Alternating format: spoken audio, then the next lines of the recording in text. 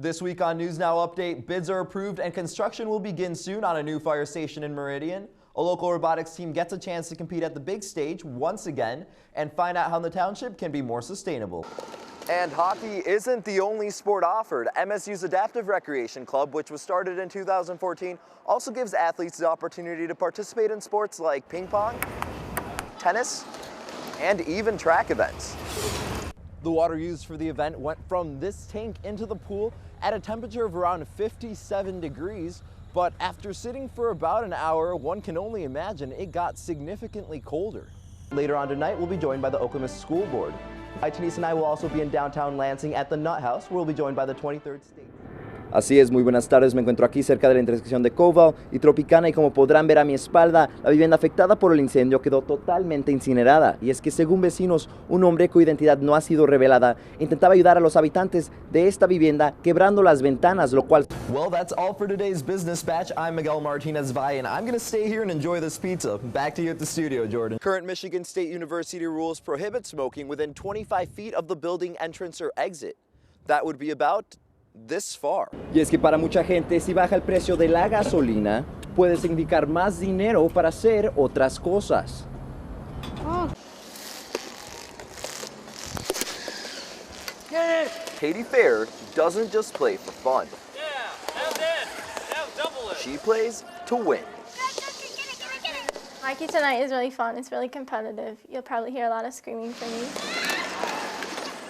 Fair never played a sport before transferring to MSU in 2013. I'll stop you.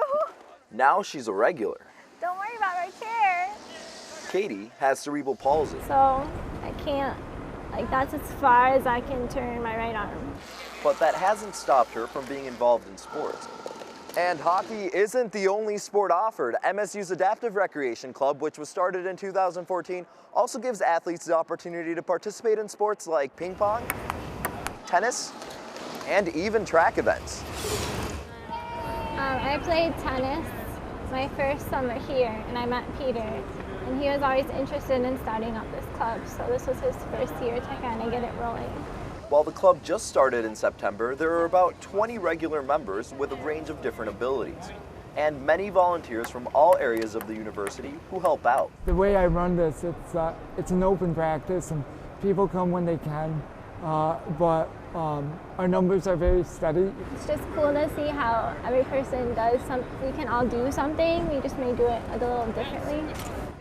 And it's those differences that these athletes embrace, using sports wheelchairs and adapted equipment to make participation possible. And there's really a lot of options out there to facilitate participation in sports for individuals of all abilities.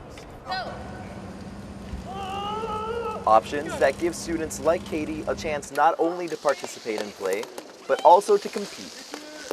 For Focal Point, I'm Miguel Martinez-Valle.